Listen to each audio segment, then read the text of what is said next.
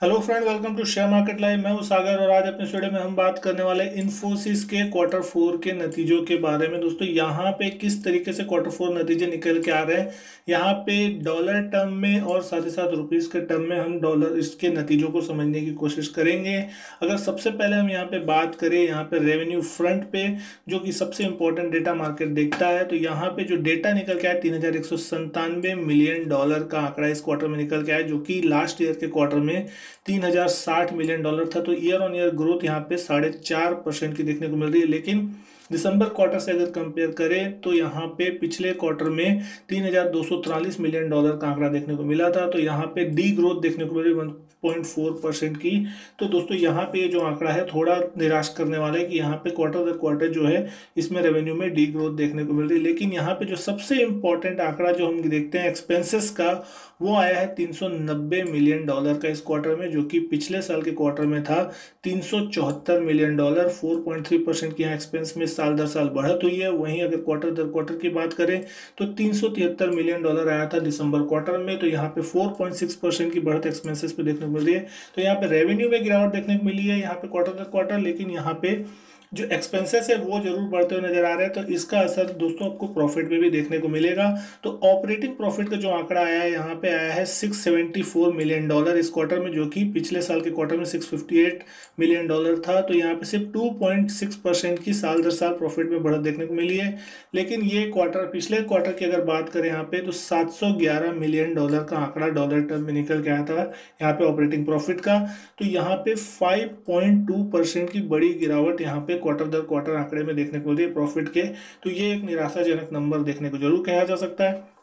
Dollar term में अगर operating margin की बात करें परसेंटेज टर्म में, तो 21.1% निकल के आ रही है, जो कि पिछले साल के क्वार्टर में 21.5% थी। 0.4% की यहाँ पे डी ग्रोथ देखने को मिल रही है। और अगर बात करें हम क्वार्टर दर क्वार्टर, तो 21.9% पिछले क्वार्टर में आंकड़ा आया था, जो कि 0.8% यहाँ पे कम है। तो यहाँ पे मार्जिन भी घटते हुए दिखाई दे रहे हैं, 0.8% यहाँ पे क्वार्टर दर क्वार्टर। अब वहीं इन्फोसिस के नतीजों को अगर रुपीस के टर्म में समझने की कोशिश करें, तो रुपीस में यहाँ पे जो रेवेन्यू का आंकड़ा निकल के आया वो आया है 23,267 करोड़, जो कि पिछले साल क्वार्टर में था लगभग 21,539 करोड़ के आसपास का।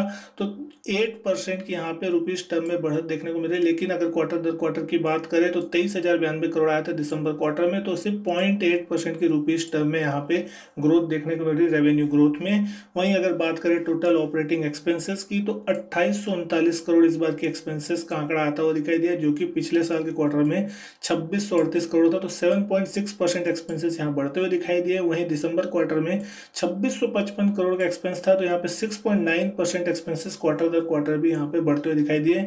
ऑपरेटिंग प्रॉफिट का जो आंकड़ा निकल के आ रहा है वो आ रहा है 4,927 करोड़ रुपए का, और पिछले साल के क्वार्टर में 4,618 करोड़ का आंकड़ा था। तो साल दर साल 6.7% की यहाँ पे ऑपरेटिंग प्रॉफिट में बढ़त देखने को मिल रही है रुपीस टर्म में। लेकिन 5,064 करोड़ का आंकड़ा निकल के आया था पिछले क्वार्टर दिसंबर में। तो यहाँ पे 2.7% की रुपीस टर्म में डी ग्रोथ देखने को भी मिल रही है। ऑपरेटिंग मार्जिन की यहाँ पे बात करें तो रुपीस टर्म में 21.2% यहाँ पे मार्जिन निकल के आ रहे हैं, जो कि पिछले साल के क्वार्टर में 21.4% थे। तो 0.2% यहाँ पे कॉन्ट्रेक्शन देखने को मिल रहा है, गिरावट देखने को मिल रही है। लेकिन वहीं अगर मैं आपसे बात कर लूँ तो 21.9% निकल के आया था पिछले साल के क्वार्टर में। तो यहाँ पे 0.7% की डी ग्रोथ देखने को मिल रही है क्वार्टर दर क्वार्टर की। तो यहाँ पे दोनों ही कंडीशन में, ईयर ऑन ईयर बात करें या क्वार्टर दर क्वार्टर बात करें, ऑपरेटिंग प्रॉफिट मार्जिन में यहाँ पे गिरावट देखने को मिल रही है। तो यहाँ पे ये आंकड़े सबसे इंपॉर्टेंट है यहाँ पे। और एक बेसिक ईपीएस की अगर नेट प्रॉफिट की बात कर लें तो 4,335 करोड़ का आंकड़ा निकला है यहाँ पे, जो कि पिछले साल के क्वार्टर में 4,078 करोड़ था। तो 6.3% की बढ़त देखने को मिल रही है। लेकिन क्वार्टर दर क्वार्टर यहाँ पे भी निराशा है, 4,466 करोड़ का आंकड़ा आया था पिछले क्वार्टर में। तो 2.9% यहाँ गिरावट देखने को मिल रही है। बेसिक ईपीएस की यहाँ पे अगर हम बात करें तो 10.19 यहाँ पे बेसिक ईपीएस निकल के आ रही है, जो कि पिछले साल के क्वार्टर में 9.37 थी। लेकिन यहाँ पे 10 रुपये 51 पैसे था, जो कि पिछले क्वार्टर में यहाँ पे ईपीएस निकल के आया था। तो ईपीएस, क्योंकि यहाँ पे प्रॉफिट घटा है, तो यहाँ पे ईपीएस भी यहाँ पे कम होता हुआ दिखाई दिया। तो दोस्तों, यहाँ पे जो नतीजे हैं वो थोड़े मिक्स सेट ऑफ नंबर्स है। यहाँ पे ईयर ऑन ईयर की बात करें तो यहाँ पे ग्रोथ जरूर देखने को मिले, लेकिन अगर क्वार्टर दर क्वार्टर के आंकड़े से अगर कंपेयर किया जाता है मार्केट इसके नतीजों को, तो यहाँ पे लगभग हर फ्रंट पे यहाँ पे थोड़े डी ग्रोथ के आंकड़े देखने को मिल रहे हैं। मार्केट में इन्फोसिस ने किसी भी प्रकार की गाइडेंस यहाँ पे फिलहाल नहीं दी है। और अगर यहाँ पे हम बात कर ले डिविडेंड की, तो कंपनी ने यहाँ पे जो ₹9.5 का फाइनल डिविडेंड यहाँ पे घोषित किया है। तो दोस्तों यहाँ पे एक अच्छा खासा डिविडेंड ट्रैक रिकॉर्ड यहाँ पे इन्फोसिस का रहा है। तो फाइनल डिविडेंड यहाँ पे ₹9.5 का आपको मिलता हुआ दिखाई देगा फाइनेंशियल ईयर मार्च 31 2020 में, जो कि खत्म हुआ है इस क्वार्टर में। अगर आज बात कर ले इन्फोसिस किस तरीके से आज के दिन कामकाज कर रहा था, तो आज की जो क्लोजिंग देखने को मिली है ₹650.95 पे तकरीबन ₹22 ऊपर क्लोज हुआ। 3.5% की अच्छी खासी तेजी देखने को मिली यहाँ पे। आज की ओपनिंग जो देखने को मिली थी वो थी ₹640 के आसपास। 661 का दिन में हाई लगा और 639 का स्टॉक ने आज के दिन लो बनाया, लेकिन फाइनली 651 के आसपास जाकर तेजी के साथ यहाँ बंद होता नजर आया। वॉल्यूम की यहाँ बात करें तो तकरीबन 1,33,22,995 शेयरों का वॉल्यूम है। तो अच्छा खासा यहाँ वॉल्यूम देखने को मिला है।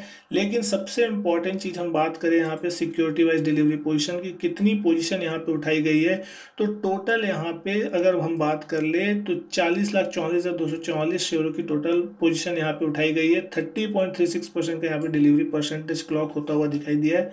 तो ज़्यादा डिलीवरी परसेंटेज नॉर्मल के मुकाबले यहाँ पे नहीं है, लेकिन फिर भी यहाँ पे कुछ ना कुछ डिलीवरी उठाई गई है। अब जिस तरीके से मार्केट के नतीजे आए हैं, उम्मीद है कि यहाँ पे कल स्टॉक में एक शायद थोड़ा प्रेशर देखने को मिल सकता है। लेकिन हाँ, यहाँ पे जो डिविडेंड का नंबर निकल के आया है वो बहुत ही ज़्यादा इंकरेजमेंट वाला है। तो डेफिनेटली यहाँ पे डिविडेंड के चक्कर में कुछ यहाँ पे रिबाउंड निचले लेवल से देखने को मिल सकता है। अगर यहाँ पे हम ऑप्शन चेन डेटा की भी बात करते हैं, तो सबसे बड़ा जो ओपन इंटरेस्ट हमको ऑप्शन चेन डेटा में इन्फोसिस के दिखाई देता है, वो आंकड़ा जो निकल के आता है वो 600 से 700 के बीच का निकल के आता है। तो 600 का पुट का जो लेवल है दोस्तों, वो सबसे इंपॉर्टेंट होगा यहाँ पे कल के लिए, क्योंकि यहाँ पे 14,53,000 शेयरों की ओपन इंटरेस्ट 600 के पुट पे बनी हुई है। तो ये एक स्ट्रॉन्ग बेस का काम करेगा। अभी मार्केट लगभग 650 के आसपास बंद हुआ है, यानी कि एट द मनी प्राइस। और अगर कॉल पे अगर सबसे बड़ा हम ओपन इंटरेस्ट का पोजीशन देखें तो लगभग 14,05,000 शेयरों की ओपन इंटरेस्ट आपकी तकरीबन 700 के कॉल में दिखाई देगी। तो यहाँ पे जो सबसे बड़ी रेंज निकल के आ रही है वो निकल के आ रही है ₹600 से लेकर ₹700 तक के बीच की। तो आपको इस रेंज में स्टॉक कल के दिन कारोबार करता हुआ दिखाई दे सकता है। लेकिन अगर यहाँ पे कोई भी रेंज टूटती है 600 या 700 ऊपर या नीचे की तरफ, तो फिर एक लार्ज मूव एक्सपेक्ट आप कर सकते हैं, कम से कम 3 से 4% का अपसाइड या डाउनसाइड में। 600 का लेवल अगर नीचे की तरफ टूटता है तो मार्केट 560 550 तक भी यहाँ पे जाता हुआ दिखाई दे सकता है। लेकिन अगर यहाँ पे मार्केट ऊपर साइड की तरह की जगह अगर नीचे की साइड अगर आने की कोशिश करता है तब, और अगर मार्केट 700 के पार निकलने की कोशिश करता है, तो फिर ये 750 तक भी जाता हुआ मार्केट में दिखाई दे सकता है। तो दोस्तों यहाँ पे ऑप्शन डेटा आपको इसी तरीके से इंडिकेशन करते हुए दिखाई दे रहा है, क्योंकि आज के दिन यहाँ पे तेजी हुई है तो कॉल के प्राइसेस बढ़ते हुए नजर आए, पुट के प्राइस में थोड़ा प्रेशर देखने को मिला। लेकिन यहाँ पे वॉलेटिलिटी कल के दिन ऑप्शन प्राइस में कम होती हुई दिखाई देगी, क्योंकि रिजल्ट का इम्पैक्ट होता हुआ दिखाई देगा। तो दोस्तों आज की वीडियो में बस इतना ही। अगर वीडियो अच्छी लगी तो लाइक कीजिएगा, शेयर कीजिएगा, चैनल को सब्सक्राइब नहीं किया तो चैनल भी सब्सक्राइब जरूर कीजिएगा। इसी तरीके की और भी वीडियो मैं आपके लिए लाता रहूँगा। मैं आपसे मिलता हूँ अपने नेक्स्ट वीडियो में, तब तक के लिए good bye and thank you.